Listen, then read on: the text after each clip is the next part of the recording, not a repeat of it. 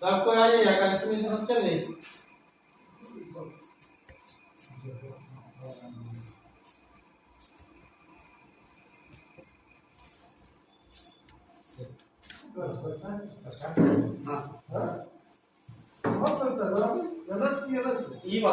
ये वाला साहब ये वाला जी जी हाँ चलो तुम भी शिवम बोलिए नहीं तुम स्टार्ट करो तुम कुछ नहीं बोलो बैठ जा बैठ जा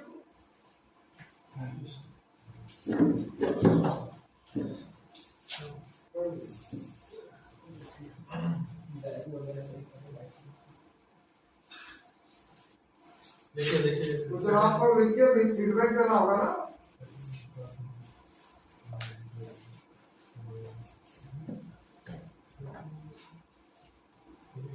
बोल बोल सुन बोल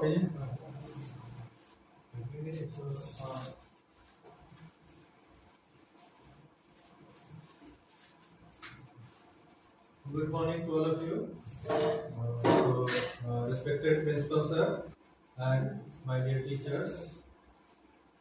The most welcome to this gathering on the occasion of enhanced training program. So, before wasting the time, just we will start the program. So first of all, Alex sir will come here and give the training of my topic. So please, Alex sir.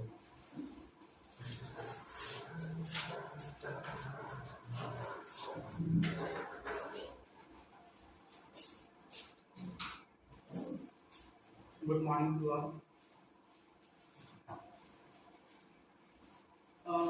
आज के programme में आप सभी का हार्दिक अभिनंदन।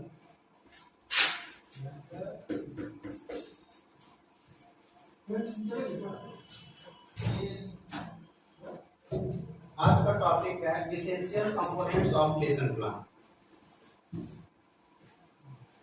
What is essential component of lesson plan? First think what is lesson plan? सबसे पहले हम लोग सोचेंगे कि लेसन प्लान है क्या। Lesson plan is a diary of teacher. Lesson plan is a guide of teacher. Lesson plan is a plan of action। अगर हम किसी काम को करना चाहते हैं, उस काम को सुचारू रूप से अगर अच्छे तरीके से करना है तो उस काम एक दिन पहले हम अगर उस काम के बारे में अपने आप को प्रिपेयर कर लें कि इस काम को कैसे करना है, और वो अगर हम प्रिपेयर कर लें तो मेरा काम सबसे अच्छा होगा। तो टीचर भी एक अपने आप को अपने क्लासरूम में रिप्रेजेंट करने के लिए, बच्चों के सामने अपने आप को अच्छे रिप्रेजेंट करने के लिए, अच्छे से रिप्रेजेंट करने के लिए एक प्लान बनाते हैं कि कल हमको स्टूडेंट को क्या चीज सिखाना है, कौन सा टॉपिक हम सिलेक्ट करें, किस मेथड से बच्चों को हम पढ़ाएं कि बच्चे ज्यादा से ज्यादा लर्न कर सके उस टॉपिक को।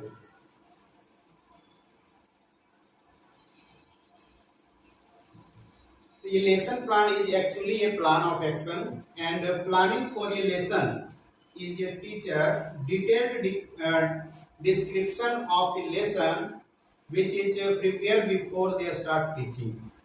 लेसन प्लान जो है वो एक टीचर का प्लानिंग होता है कि कल हमको क्लास में क्या चीज बच्चों को बताना है, वो पहले से प्रिपेयर कर लेते हैं। ये lesson plan is a written guide for teacher plan in order to achieve the intended learning outcome। अपने अधिगम को अच्छा बनाने के लिए, बच्चों को सही डायरेक्शन देने के लिए हम अपने आप को, टीचर अपने आप को तैयार कर लेते हैं कि किस मेथड से हम बच्चों को पढ़ाएं कि मेरा अधिगम अच्छा हो।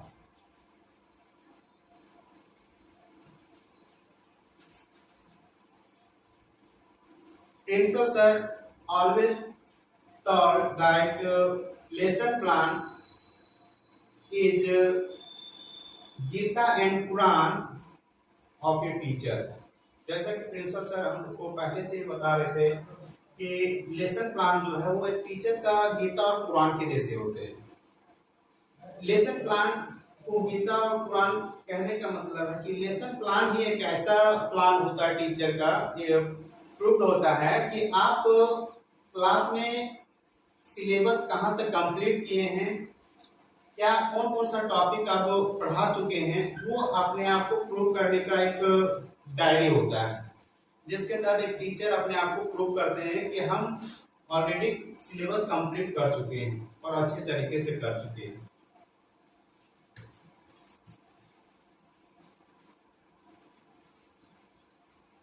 अब डिस्कस करना what is the purpose of lesson plan. Lesson plan का पर्पस क्या है, लेसन प्लान क्यों बनाते हैं?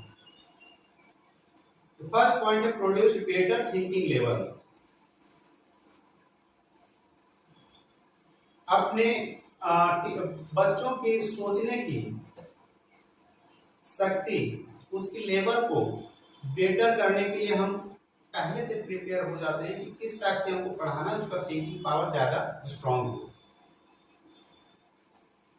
बेटर ट्रेनिंग ऑफ स्टूडेंट, अधिगम की प्रोसेस जो है वो बच्चों के सामने हम अच्छे से कैसे हम सिखा पाए किसी टॉपिक को,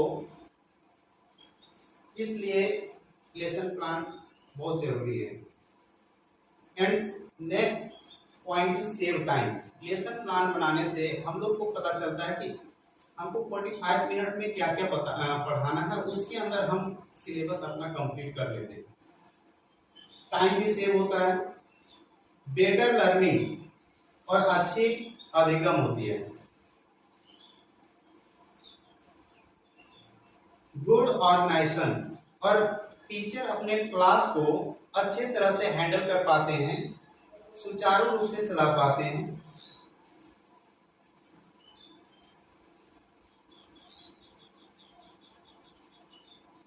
लेसन प्लान में जो मेन कंपोनेंट्स होते हैं उस पर हम लोग डिस्कस करेंगे। Components of lesson plan. सबसे पहले लेसन प्लान तैयार करने से पहले टीचर अपने माइंड में सोचते हैं कि व्हाट एम आई टीच, मैं क्या पढ़ा रहा हूं या पढ़ाऊंगा। How will I teach it,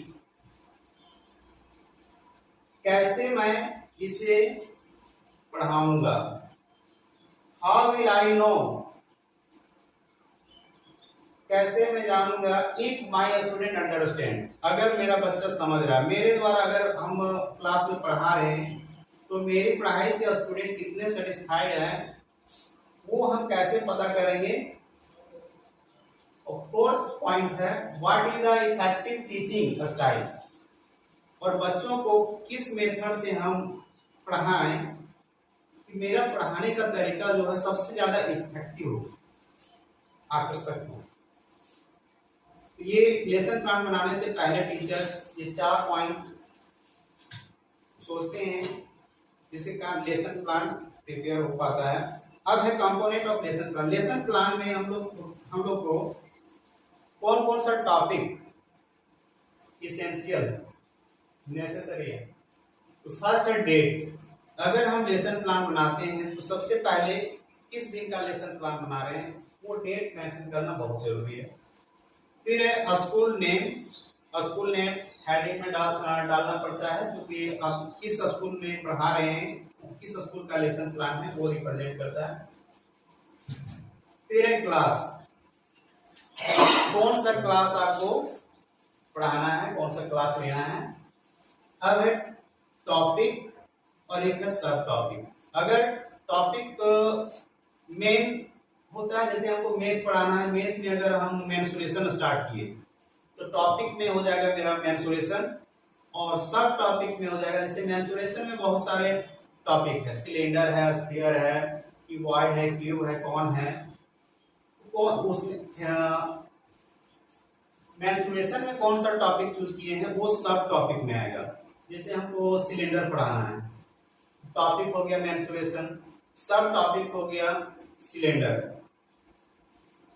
उसके बाद पीरियड, कौन सा पीरियड में मेरा इस क्लास में जाना है वो भी मेंशन करना है।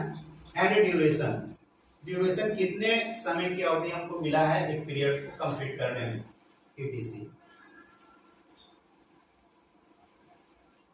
Must be written in the lesson plan, जितने भी टॉपिक्स बताया गया है ये बहुत जरूरी है लेसन प्लान में लिखने के लिए। उसके बाद जनरल ऑब्जेक्टिव, लेसन प्लान बनाने का दो ही उद्देश्य होते हैं, एक general objective and second specific objective. Specific objective विशिष्ट उद्देश्य और एक होता है सामान्य उद्देश्य। सामान्य उद्देश्य होता है कि किसी टॉपिक को अगर आप बच्चों के साथ क्लियर कर रहे हैं तो उस टॉपिक को पढ़ने से क्या नॉलेज मिलेगा बच्चों को, क्या चीज के लिए बता रहे हैं, वो जनरल ऑब्जेक्टिव होता है। जैसे हम सिलेंडर के बारे में पढ़ाई गई तो सिलेंडर के बारे में पढ़ाने से बच्चों में क्या चीज का ज्ञान होगा, तो सिलेंडर का वो जानेंगे कि सिलेंडर इस टाइप का, उसका शेप से अवगत होंगे, उसके मेजरमेंट करने की क्षमता बढ़ेगी और अपने आसपास के जितने भी सिलेंड्रिकल शेप होंगे उसके बारे में वो जानेंगे कि सिलेंडर इसी को कहते हैं। अब है स्पेसिफिक ऑब्जेक्टिव यानी विशिष्ट उद्देश्य। विशिष्ट उद्देश्य होता है कि इस टॉपिक को पढ़ने से वो बच्चा अपने लाइफ में कहाँ पे यूज करेंगे। तो स्पेसिफिक ऑब्जेक्ट विशिष्ट उद्देश्य जो होता है वो अगर हम सिलेंडर के बारे में बता दिए तो बच्चा को कोई भी थिंग्स वैसा सिलेंड्रिकल शेप में मिल जाए और बोला जाए कि इस सिलेंड्रिकल ऑब्जेक्ट में कितने मात्रा में हम राइस को रख सकते हैं या कितने मात्रा में हम शुगर को रख सकते हैं, तो वो अपने आप मेजर कर लेगा उसमें कि कितना क्वांटिटी में हम उसमें कोई थिंग्स को रख सकते हैं। या सिलेंड्रिकल शेप बनाने के लिए किसी मटेरियल की कितना रिक्वायरमेंट है वो भी वो पता कर लेंगे, तो वो आपका आ जाता है स्पेसिफिक ऑब्जेक्ट, विशिष्ट उद्देश्य। उसके बाद है टीचिंग एड। अगर क्लासरूम में आप पढ़ाने जाते हैं अपने लेसन प्लान के साथ तो उसके साथ टीचिंग एड होना चाहिए, जैसे चॉक हो गया, डस्टर हो गया, ब्लैक बोर्ड, पॉइंटर, etc। ये टीचिंग एड्स कहलाते हैं, जिसके थ्रू से हम लोग अच्छे से बच्चों के पास अपने आप को केस करते हैं और अच्छे से किसी टॉपिक को क्लियर कर पाते हैं। Method of teaching, method of teaching बहुत सारे हैं, जैसे अलग अलग टॉपिक में अलग अलग मेथड यूज करना चाहिए। जैसे मैथ में हम पढ़ाते हैं तो मैथ में मेरा दो मेथड यूज करते हैं, एक मूर्त से अमूर्त। मूर्त से अमूर्त होता है कि बच्चों को जो टॉपिक आप बता रहे हैं उस चीज से पहले सामने उसको अवगत करवाइए। अगर कोई शेप के बारे में बता रहे हैं, मूर्त से अमूर्त का मतलब ज्ञात से अज्ञात की ओर। हाँ सर, ज्ञान से उसका जो नॉलेज है उससे दूसरे नॉलेज की ओर। मूर्त यानी जिसको हम सामने से देख पाते हैं, जो चीज पढ़ रहे हैं उसको सामने से अगर देख पाते हैं, ज्ञात है, ज्ञान जो मेरे सामने है, मेरे निकट में है, मेरे आसपास में रहता है, उसके बारे में पहले जानकारी देना चाहिए। उसके बाद आप बच्चों को सोचने दीजिए कि फिर इमेजिंग करने का जो होता है, जिसको हम देख नहीं पाते, इमेज कर सकते हैं, उस टाइप का क्वेश्चन हम लोग सॉल्व करते हैं, वो होता है अमूर्त। और एक होता है व्याख्यान विधि, जिसको किसी टॉपिक को हम अच्छे से व्याख्या करके रिप्रेजेंट करते हैं, उसको व्याख्यान विधि बोलते हैं। जैसे हिंदी, इंग्लिश लिटरेचर, ये सब जितने भी कहानी होते हैं सब व्याख्यान विधि से ही पढ़ाई जाती है। Previous knowledge. प्रीवियस नॉलेज यानी बच्चों जो टॉपिक आप क्लास में पढ़ाने जा रहे हैं,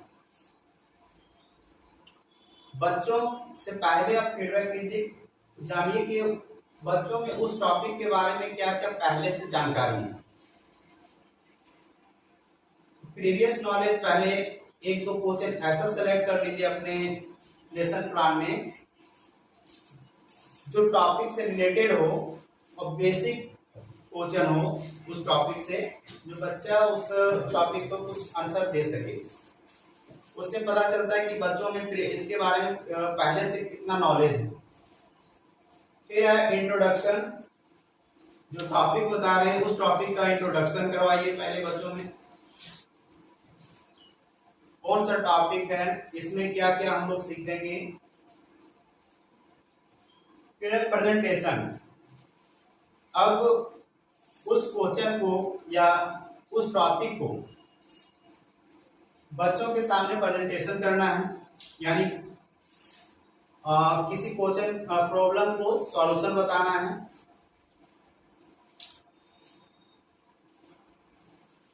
black board summary, black board बहुत कंपलसरी है टीचर के लिए, क्योंकि ब्लैक बोर्ड अगर यूज करते हैं तो आपका अधिगम इफेक्टिव बनेगा, बच्चों में लर्निंग प्रोसेस ज्यादा होगा, क्योंकि पढ़ाई जो अधिगम जो है वो अगर हम देख के और फिगर के साथ साथ अगर हम अधिगम करते हैं तो वो ज्यादा इफेक्टेड होता है। इसलिए ब्लैक बोर्ड वर्क करना बहुत कंपलसरी है। लास्ट है फीडबैक, अगर आप टोटल टॉपिक अगर रिप्रेजेंट कर दिए या प्रेजेंट कर दिए बच्चों के सामने, जितने भी आप नोट्स बनाए उसको अगर बच्चों को समझा दिए, उसके बाद बच्चों से आपको फीडबैक लीजिए। लास्ट में जितना टॉपिक्स हम बताएं उसमें से बीच बीच से क्वेश्चन पूछिए। अगर बच्चा फीडबैक सही से दे पा रहा है तो आपका प्रोसेस जो है पढ़ाने की वो बहुत ही अच्छी है। अगर फीडबैक नहीं मिल रहा है तो फिर से आप अपना मेथड को चेंज करके फिर से पढ़ाइए। और लास्ट टॉपिक आता है होमवर्क। अगर फीडबैक मिल गया, बच्चे से सभी टॉपिक्स को अच्छे से समझ गए, तो उसी टॉपिक से आप होमवर्क दीजिए।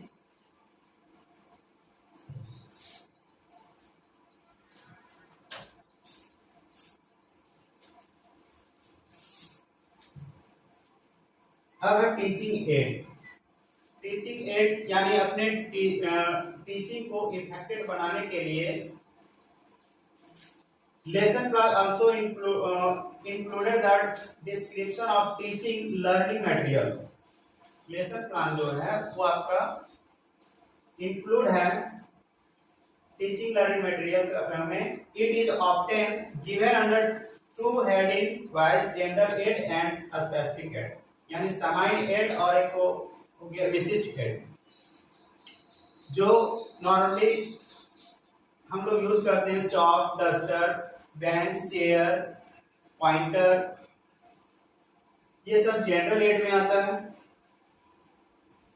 और स्पेसिफिक एड हो गया जैसे प्रोजेक्टर के थ्रू से, जैसे हम लोग कभी ट्रेनिंग कर रहे हैं प्रोजेक्टर के थ्रू से कर रहे हैं, ये जो PLM है वो स्पेसिफिक एड में आएगा। Projected teaching add, slides, film strip, overhead, projector, ये सब जितने भी आते हैं वो स्पेसिफिक एड में आते हैं। Sound projected aid, education film, यानी एजुकेशन से रिलेटेड अगर बच्चों को कोई मूवी अगर दिखाया जाता है तो उससे बच्चे ज्यादा अधिगम करते हैं, लर्निंग उसका अच्छी होती है, ज्ञान ज्यादा से ज्यादा अर्जित कर पाते हैं। Non projected aid, graphic aid, picture, chart, diagram, graph, photograph, flash card, etc। ये सब बेसिकली हम लोग यूज करते हैं, जिसमें लो कॉस्ट में अवेलेबल हो जाता है और बच्चों को ज्यादा से ज्यादा समझ में आता है और टीचर अच्छे से इसको प्रिपेयर कर पाते हैं। जैसे ग्राफिक एड में पिक्चर हो जाएगा, अगर कोई मैप बता रहे हैं तो मैप अगर हम इंडिया का मैप बना लें उसका, और सभी अगर स्टेट के बारे में बताना है तो स्टेट का एरिया बना लें और स्टेट को उसमें पुट करते हैं, बच्चों के सामने का रिप्रेजेंट करते हैं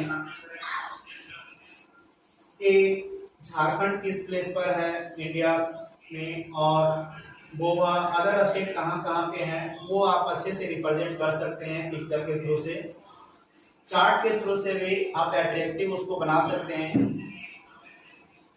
डायग्राम, ग्राफ ये मैथमेटिक्स में यूज करते हैं हम लोग।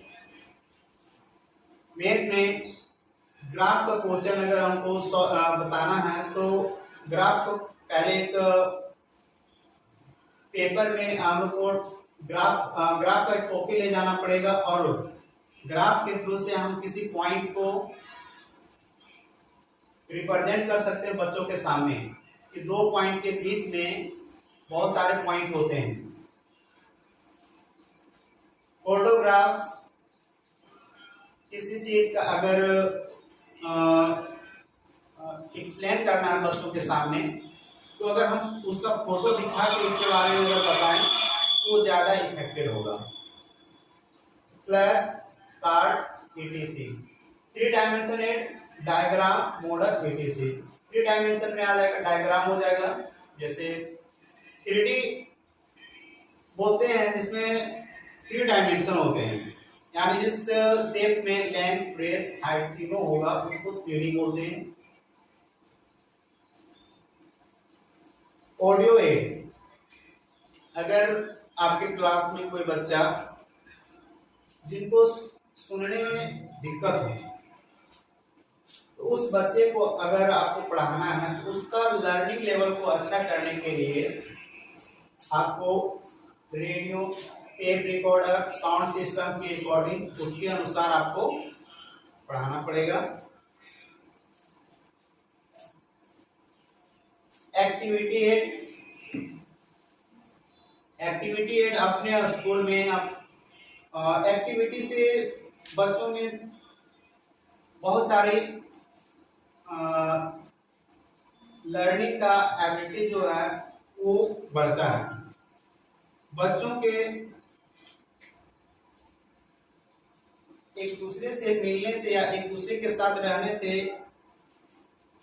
सहयोग की भावना बढ़ती है और खेल की विधि से अगर हम कोई टॉपिक को एक्सप्लेन करते हैं, खेल के विधि से अगर हम लर्निंग करवाते हैं तो उसमें उसका शारीरिक और मानसिक दोनों लेवल में इंक्रीज होता है। बच्चों को अगर लर्निंग लेवल हाई करना है तो सबसे पहले बच्चों को इस टाइप का क्वेश्चन आपको देना है जिसमें वो अपने माइंड को एक्टिव करे और उसके बारे में वो सोचे कि इसका सॉल्यूशन क्या होगा। जैसे हम जब मेंसुरेशन स्टार्ट किए क्लास 9 में तो उसमें क्यूबॉइड एंड क्यूब बता दिए, उसके बाद सिलेंडर पर टॉपिक हम बोलेंगे कल स्टार्ट करेंगे। तो जब कल हम सिलेंडर स्टार्ट करेंगे तो आप लोग कल अपने आसपास के सिलेंड्रिकल शेप जितने भी नजर आते हैं उसका एक डाटा बना के लेते आइएगा। तो सभी स्टूडेंट अपना कोई 5 डाटा तैयार किए, कोई 10 किए, कोई 15 डाटा तैयार किए। तो इससे क्या हुआ कि बच्चे सब जब घर गए तो वो सोचे कि आपका सिलेंड्रिकल शेप जब इस टाइप का होता है तो सिलेंड्रिकल शेप जैसा हम मेरे घर में क्या क्या थिंग्स है। सबसे पहले वो सिलेंड्रिकल शेप के बारे में जानकारियां प्राप्त किए। वो जानिए कि सिलेंड्रिकल शेप जो है इसी टाइप का होता है, इसमें कर्व होता है और दो सर्कुलर पार्ट होते हैं टॉप और बॉटम में। अब जब हम आज नेक्स्ट क्लास में गए तो सिलेंडर के बारे में बताएं कि सिलेंडर को बनाने के लिए एक रेक्टेंगुलर शीट से बनाया जाता है। रेक्टेंगुलर शीट से बच्चे सबको क्वेश्चन था कि रेक्टेंगुलर शीट से सिलेंडर कैसे बन सकता है सर। तो बोले रेक्टेंगुलर शीट ले लीजिए आप, एक पेज के थ्रू से, जैसे हम टीएलएम यूज किए वहां पे एक पेज में दिखाएं कि ये रेक्टेंगुलर शीट है जिसमें सिर्फ लेंथ एंड ब्रेथ है। जब इसको हम सर्कुलर फॉर्म में कर्व करके अगर मोड़ते हैं तो इसमें लेंथ जो है वो इसका सरकमफ्रेंस बन जा रहा है एंड इसका जो ब्रेथ है वो सिलेंडर का हाइट बन जा रहा है।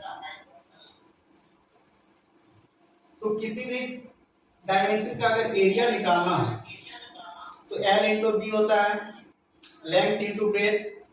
इसका लेंथ आपका 2πr बन रहा है और इसका ब्रेथ जो h बन रहा है। तो सिलेंडर का एरिया क्या होगा? तो बच्चों ने बताया कि सर जब लेंथ इंटू ब्रेथ होता है तो लेंथ तो इसका 2πr हो गया और ब्रेथ तो इसका h हो गया, तो हम बोले तो एरिया क्या होगा? तो एक गर्ल्स बताए कि सर लेंथ इंटू ब्रेथ यानी 2πr इंटू h, 2πrh होगा sir. Very good. 2πrh is a curve surface area of cylinder. अगर हम सिलेंडर बनाते हैं और उसको अगर टॉप और बॉटम में ओपन रखते हैं तो उसका एरिया निकालने का फॉर्मूला क्या होगा? 2πrh। इस तरह से अगर हम अपने क्लास में किसी भी टॉपिक को एक्सप्लेन करेंगे तो बच्चों में सीखने की जो प्रवृत्ति होगा वो बढ़ेगी। अगर बच्चों के अंदर सोचने की क्षमता आप बढ़ाते हैं तो किसी भी टॉपिक को अच्छे से वो क्लियर कर सकते हैं।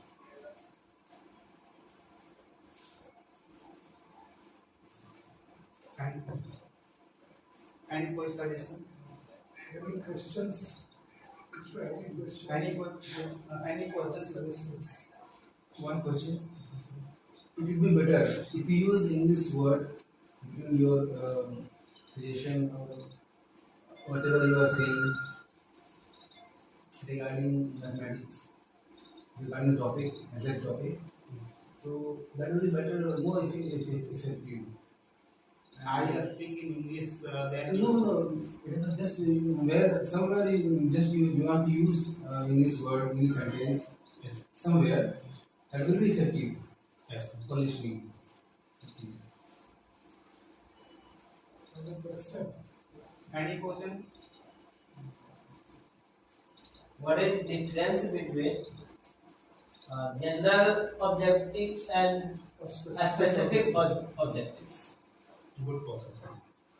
General objective and specific objective यानी सामान्य उद्देश्य और विशिष्ट उद्देश्य, ये दोनों पॉइंट जो है वो लेसन प्लान का सबसे इंपॉर्टेंट पार्ट है। लेसन प्लान बनाते समय आप इस टाइप का क्वेश्चन आप उसमें इंक्लूड कीजिए कि उस टॉपिक को पढ़ने से बच्चों में सामान्य जो नॉलेज होगा वो क्या होगा और विशिष्ट नॉलेज क्या होगा। उस टॉपिक को पढ़ते हैं जिसको सिर्फ हम जानते हैं उसको डिफिनेशन से अगर हम समझ गए कि इसको इस टाइप से अगर डिस्क्राइब करते हैं तो इसको एक जैसे एक लाइन ले लेते हैं। तो लाइन जब हम लोग पढ़ेंगे तो उसमें होता है कि ये line has no ending points. बस बच्चों में ये जानकारी मिल गया कि लाइन में कोई एंडिंग पॉइंट नहीं होते हैं। बट स्पेसिफिक ऑब्जेक्टिव में आ जाएगा कि लाइन जो हम बताएं वो बच्चा सीख गया कि इसमें एंडिंग पॉइंट नहीं होते, दोनों तरफ वो इंक्रीज होती रहती है। अब स्पेसिफिक में आ जाएगा कि उस लाइन को आप बना के दिखाइए, उस लाइन को आप ड्रॉ करके दिखाइए कि उसमें रियली में एंडिंग पॉइंट नहीं होते हैं। वो आपका सर स्पेसिफिक ऑब्जेक्टिव में आ जाएगा। और किसी का क्वेश्चन है? ठीक है। Thank you. चल, thank you.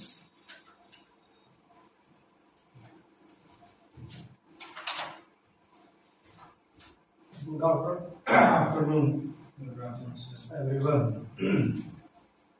Today is a very historic day in our school because our teachers are starting the in-house training by the instruction of the CBSE, New Delhi Board, and our mathematics teacher Sri Alak Singh ji has presented a very good